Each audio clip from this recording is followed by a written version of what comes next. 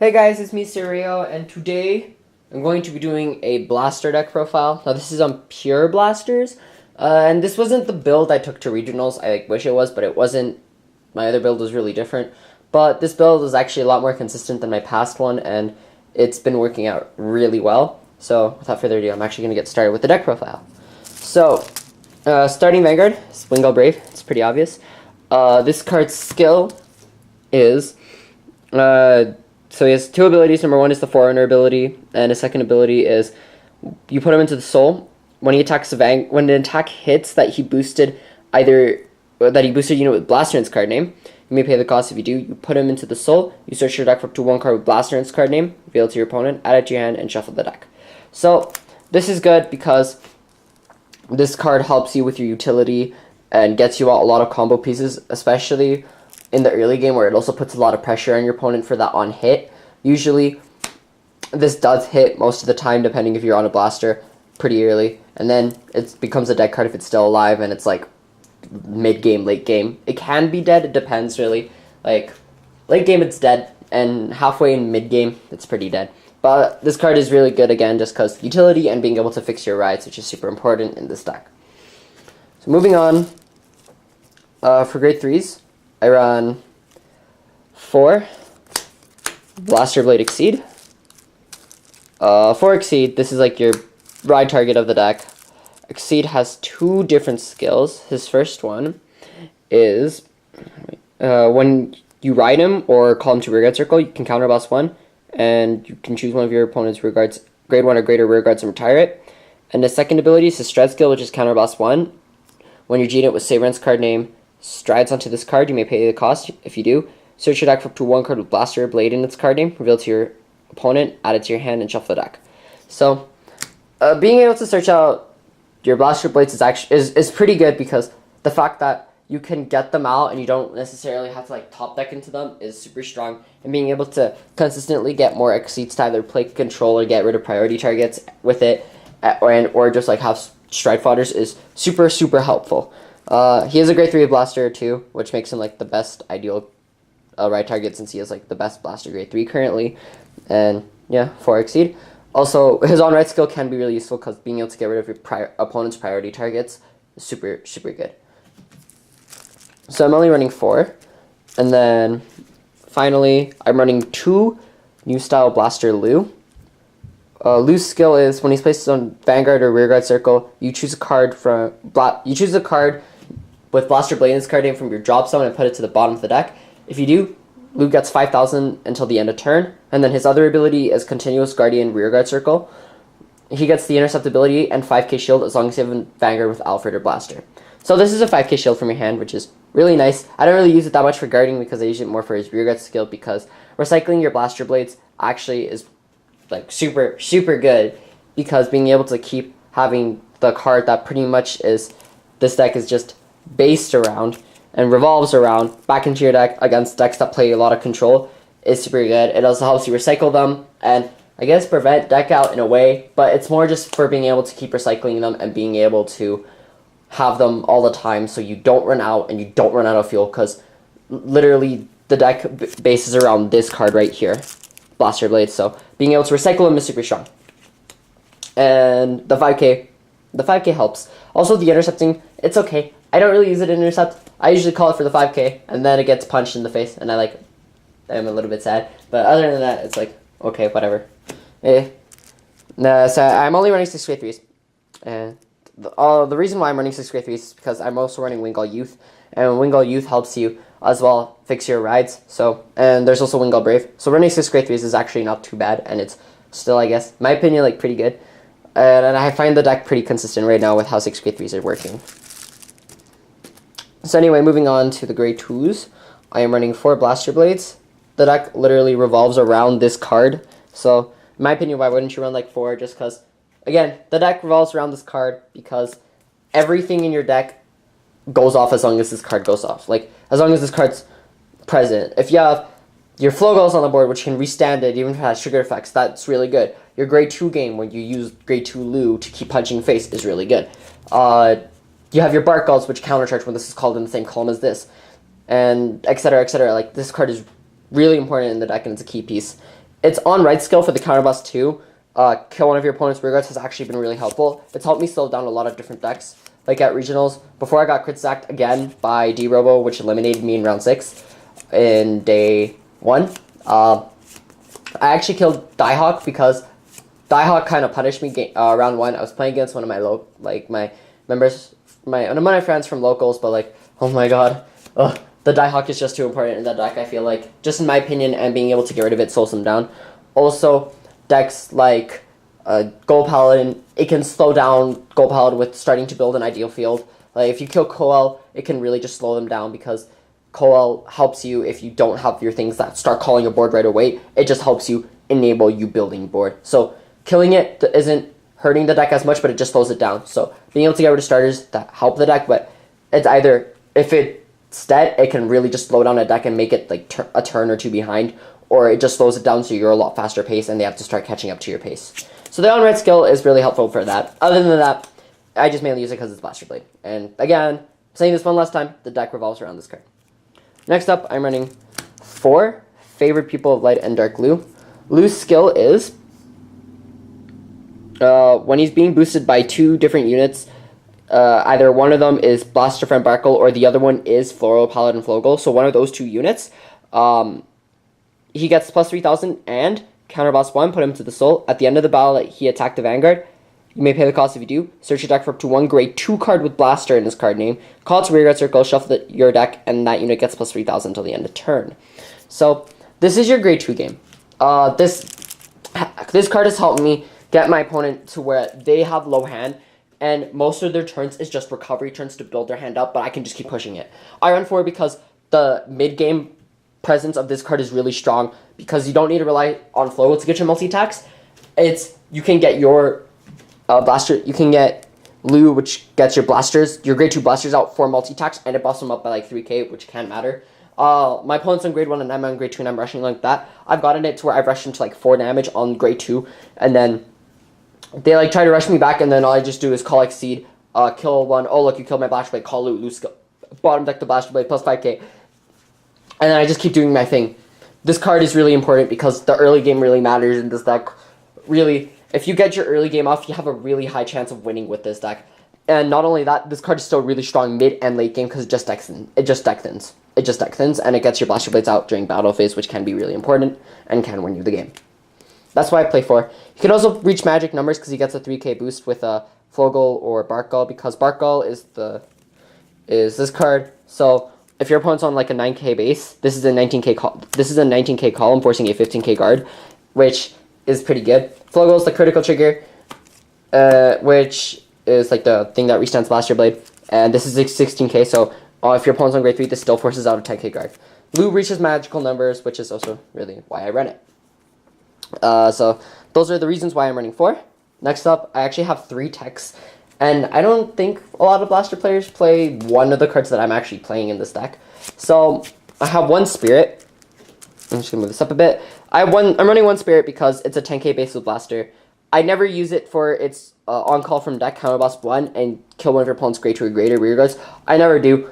I just have Exceed to do that during the main phase, so I don't really need to do that.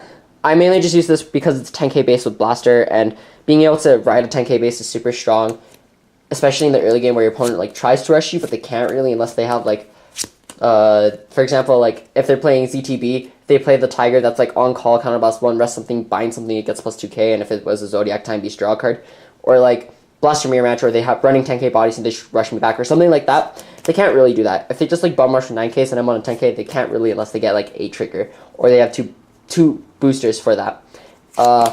That's why I really like this card. It's really just there for the 10k base. Other than that, it becomes ditch fodder. It's also great 2 with Blaster, so this card can go off with it.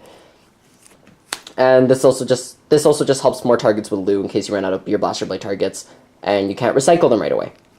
Next up, I'm running 1 Star Hope Trumpeter. Star Hope Trumpeter's skill is Counterblast 1.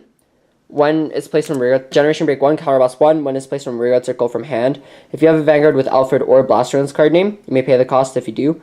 Search your deck for up to 1 card, call it to rear circle, and the called unit gets plus 3,000 until the end of turn. So, I use this because being able to build board is super important, and being able, especially since like we're in a meta right now where there's only like 2, maybe 3 aggro decks. Like right now, in this current time when this video is being made, which is post set 11, because so far blasters haven't had any support yet, so this is like post set 11, set 12 has still dropped. The only 2 main aggro meta decks right now are Battle Sisters and Blasters, and all the rest are controlled. You see pure Luard pure control. You see Link Joker, which is becoming meta soon. You have Narukami, Kagero. You got Zodiac Time Beast, which, okay, I guess Zodiac Time Beast is also meta soon. I'm sorry, my bad. You got 3 aggro meta decks: DTB, Battle Sisters, and Blasters. What else is there? Like, really, most of the meta decks right now are actually control, and that's a big problem. There's Darkness and Blade Wings, which Blade Wings is very different for Darkness, but Darkness is a bit more, it can play control as well. And being able to have options to being able to flood board again against control decks, I feel like is super good. And this also gets you your combo pieces out, which can be really important and can win you the game. This card has won me the game because I've been able to call it a flow goal on my kill turn. Next up, I run 1 Aspire Painter. Now, Aspire Painter, I haven't seen this card really played in Blasters. Aspire Painter's skill is when it's placed on rearguard circle from hand, generation break 1. If you have a Vanguard with Alfred or Blaster in its card name, counter charge 1, soul charge 1, and this unit gets plus 3000 until the end of turn. I'm running this because if people know how to play against Blasters, they know that Ganslot can slow them down and doesn't really like put a lot of pressure. Like for me, with Ganslot, I can still put a lot of pressure because I just play super aggressive with this deck. And when I'm on my kill turn, but I can't be forced onto a Ganslot, like if I am forced onto a Ganslot, I might be in big troubles, I have this card. And this card helps me stay in the game and I don't have to rely on Bark Gull or Ganslot for my counter charge engine. Bark Gull can be sniped, and that's very important, and if you run out of Bark Gulls, you're pretty much forced into Ganslot all the time. Aspire Painter just helps you keep that consistent counter charge. I'm also running Lian, which is a Soul Blast Perfect Guard, so being able to keep out consistent Soul as well is super important. So this is my grade 2 lineup. Next up for grade 1s, I'm running 3 Lian and 1 Walgall, well, just 1 vanilla PG in general. So we're going to cover Lian's skill first, which is Soul Blast 1. When it's placed on Guardian Circle from hand, if you have a grade 3 Vanguard with Alfred or Blaster in its card name, you may pay the cost. If you do, you nullify the attack. So this saves you hand, and it's a Soul Blast cost instead. So this makes this card like the second best Perfect Guard in the entire game. The first one is Ezreal, because Ezreal is just so free. This helps you conserve hand, which is why I'm running it at 3. And then 1 Woggle, which is a generic Perfect Guard, which is like choose a card from hand, discard it, and when it's placed in Guardian Circle, choose one of your units that's being attacked and nullify it. I'm running this because of the Marin Guard, and the Marin Guard with its wording, which is right here. Marin Guard. Marin Guard's skill is Soul Blast 1. When it's placed in Guardian Circle, if you have a Vanguard with Alfred or Blaster its card name, you may pay the cost. If you do, search your deck for up to 1 grade 1 or greater card from your deck. Call it to Guardian Circle, and it gets 5k shield until the end of turn. Until the end of turn or battle. Until the end of the battle, sorry, and then you shuffle the deck. So the reason why is because you can superior Perfect Guard with this. Sure, you discard 2 cards from your hand, but at the same time, this deck doesn't have hand issues at all. The reason is because there are going to be times where, and I'm going to be using this as like a reference to like CVC TV or Cardfight Vanguard Calgary, and in his regional game, his first one was Blasters, and he went a 66k with Giles for a kill turn. This helps you prevent that, because with the guard restriction rulings, it is, with the wording, it's from hand, and usually all guard restricts is from hand. You can't guard with this from hand. So being able to have the option of Soul Blasting 1 to Perfect Guard from the deck can save you. This combo has actually saved me before, which is super important. Also, D-Robo matchup. This can only guard grade 3. Your grade 3 Vanguard with Blaster in its card name. This can guard anything at any grade. So still being able to Perfect Guard, I guess, on your grade 2 can be important. But I'm mainly running this just because of the Marin. So that is why I'm going 3 Lian and 1 Woggle, which is just a generic Perfect Guard. Next up, I run 4 Bark Gulls, Blaster Friend Bark Gull. Literally, Bark Gull's skill is when you call a Blaster Blade in the same club as this unit, if you have Vanguard Blaster as card name, counter charge 1. So it's your countercharge engine. You call Blaster Blades a lot, especially in front of this. So being able to countercharge a lot is super good. Now, there is a ruling with this. So if you guys aren't old players, or if you guys are like pretty new, or like are getting into the game and don't really know this ruling, this is similar to the Blaster Dark and Revenger Doreen ruling. So what you can do is you have 2 Bark Gulls in the same column, right? And then you call a Blaster Blade over the Bark Gulls. And because this is being placed in the same column, before all the retiring goes off, Bark Gull's skills go, all the unplaced skills goes off, so both Bark Gulls proc and you countercharge too, and then the retire goes off. This is an actual official ruling from Bushiroad, and being able to have that option and countercharge too has been able to help me get back into the game and just start enabling all my combos. So that is why I'm running 4. It's also a blaster named grade 1, so it's like, I guess, a ideal right target, but there is another ideal right target in this deck. Next up, I run 3 Stride Fodder. You're only running like 6 grade 3s, and sometimes you don't want to stride with Lou. Next up, I'm running 2 Laura. Laura is a grade 1 with Blaster. It has resist. I really mainly use it just for the grade 1 and ideal right target. The resist can be helpful depending on the matchup. Other than that, it's really just here for the ideal ride. Next up, I'm running 2 Wingle Youth. I'm running 2 Wingle Youth because the fact that having the early game pressure is still really important. And being able to fix your rides is super good because you're running 6 grade 3s. You need to ride onto grade 3. You can fix your rides with this card. And then I'm running 1 Marin, which is literally the grade 1 version of Starhope Trumpeter. So, again, it's just for the utility. I can get out my combo pieces and I can build board again. So that is my grade 1 lineup. For triggers, I'm actually playing my triggers a lot different.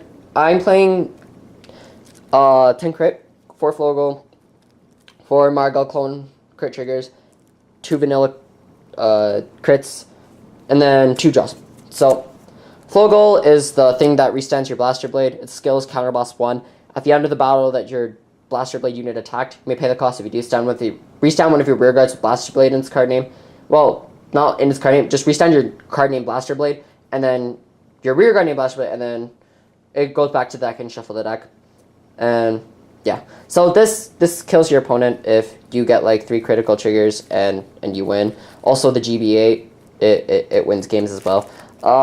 Anyway, this is good just because early game, and it's just a good card in general. It can win you games. It's early game aggro, and it's recycling crit.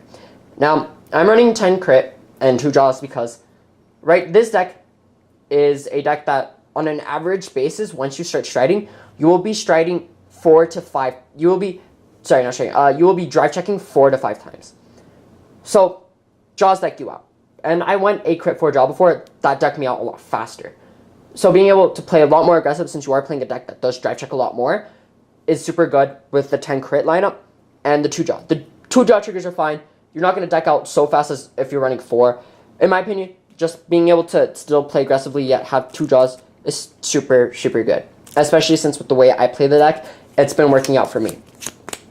And then 4 heals because 6 damaging healing is good and you have G guards in the deck.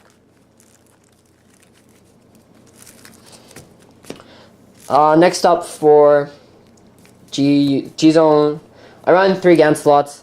Ganslots skill, both of his skills are mandatory, so just keep that in mind. So his first skill is when he attacks the Vanguard, well, just when he attacks in general. If you have a hard card with Alfred or Blaster in its card name, you may pay the cost. If you do countercharge 1, and I lied about the you may pay the cost. It is, if you have a, I'm going to just re-say his skill. So his skill is, when he attacks, if you have a Vanguard with Alfred or Blaster in its card name, which is your heart card, you countercharge 1, and until the end of the turn, he gets +1 drive. Then if you face a card in G-Zone, he gets crit. And during your turn, continuously in the G-Zone, if this card is face up in your G-Zone, all of your rear guards with Blaster Blade in their card and get resist. So this gives your Blaster Blades resist, so they can't do anything when you're on Alfred. Your opponent can't do really anything with Alfred. This is your ideal strike because it just countercharges you to draw. Keep in mind that in the late game, you kind of don't want to stride into this because the on-attack skill is mandatory, so just keep that in mind. You must drive check 4 times, hence me running 2 draw triggers because, again, draws deck you out, and you might as well not run as many as 4. I mainly use this just because countercharging, and I've won games on this because I've been able to pressure my opponent enough that I can consistently stride into this. Also, if I don't have an ideal hand to go into Alfred, I'll just go into this. Next up, I run 4 Alfred. Alfred's the strat that gives your Blaster Blade unit Twin Drive. Its skill is once per turn, Generation Break 2. Counter Blast 1, Personal Flip it, and discard card from your hand. Choose one of your rear guards with Blaster Blade in its card name, and it gets plus 3000 in Twin Drive until the end of the and it gets Twin Drive on its first attack as long as you have a hard card with Alfred or Blaster in its card name. Drive checking 5 times is good. This wins you games. Recovery play is also strong, and yeah. Next up, I run 2 Religious Soul Savers. I'm not running Alt Mile, guys, because I feel like Alt Mile doesn't do me enough with the deck, at least. Like, Alt Mile is a good card, but with the way I play the deck, I'd rather run Religious. Religious is just here to punish your opponent if they don't really watch out what you have on your board, since, again, Blasters is a board-reliant deck. So if your opponent doesn't touch your board, oh look, you're just Religious Soul Saver them by your first stride. You'll buff up your board, and it gets a crit, because usually you will have 2 cards in Soul with Blaster in its card name. Next up, I run 1 Legit Sword. This is the one other card that I will first stride into if I need a build board. Again, as I said when I was talking about Religious Soul Saver, Legit Sword helps you build your board, and because Blasters is such a board-reliant deck, and there are those matchups where you don't need to go into down slot all the time, being able to rebuild board and make it sufficient board is super strong. Being able to get your Barkles out without having to rely on top decking them or getting a Trumpeter in your hand is super good, and just having that utility is really nice. Then 1 GB8, because the GB8 wins you games. It's on attack, counter blast 1. You call up to 5 cards from your deck. They all gain plus 4k, and he gets a crit. You just spam a lot of... You just call Blaster Blades, Barkles, and like Flogles and a Lou, and then you just go go ham on face, and you win game. So that is like my main G units. I'm running 5 G Guardians. Number 1 is Great Flash Shield Assault. Great Flash Shield Assault skills counter blast 1. When it's placed in Guardian Circle, if you have a Vanguard with Alfred or Blaster in its card name, she gets 5k shield for every rear guard you have. So this is your big shield. And in case you're playing against a deck, again, that's like guard restrict, like Giles, let's say you have a full board. This can help you guard, so then you can double G guard. But like at the same time, you have Marin, which can just superior perfect guard for you. But the big shield can come really in handy. It's helped me no pass Strike Striders because I had like a full board. They spawn and they're like blah blah blah blah, swinging you for like 43,000, and I'm like, okay, Assault, I'm at 51k. That's already 2 triggers. Guard with Flogel, so that's 3, and then Intercept because that's no pass because it isn't continuous, it's auto. So being able to have those big shields is super good. 1 Marin, again, I just explained why I run Marin. But another reason is because deck thinning is deck winning, and this doesn't rely on your rear guards. This doesn't rely on having a rear guard to guard, so still having that 10k shield when you don't have any rear guards against control is super good. Next up, I run 1 Mask LG guard because you will have a rear guard in the front row, so this will always proc usually. Just that easy 10k shield, like that easy 26k shield is just super nice to have for a Guardian flip. Next up, I'm running 2 Crit Elementals. I'm running 1 Ractome because in the early stages of the game, when your opponent's like, okay, I'm going to swing it to you for like a 15k guard, and you kind of like don't want to waste a lot of your G guards, Ractome is there. Ractome also helps you filter your hand because sometimes your hand can be clunky, and you kind of need to like start searching for those pieces. So having Ractome is super good and super nice, just in my opinion. And then finally, I run 1 Dismal because protecting your Blaster Blades is important and you need it. And also, again, for the 15k shield, I'd rather not waste a Dismal. I'd rather just go into Ractome and still just filter my hand out of it. So that's my Blaster deck. This deck performs really well. I've had a lot of positive results with this deck. Again, I didn't take it to my regional event, which is really unfortunate because I really like this build a lot more than the build I took at regionals. But anyways, I hope you guys enjoyed this video. Make sure you guys leave a like, comment, and subscribe for more halfway to swag deck. And I will see you guys in the next video. Sergio signing out, and have a good day. Bye.